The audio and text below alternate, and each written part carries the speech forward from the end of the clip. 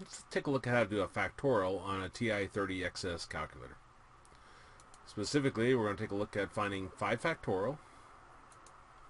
So I'll put my 5 in first, then I go to my PRB button, and the third one is our factorial symbol. So a down arrow 2 times to it, press enter, or you can simply press the 3 that's in front of it, and that chooses it. So I'll press enter on that, and then press enter again. So 5 factorial is equal to 120. In this video, we took a look at how to find factorials on a TI-30XS calculator.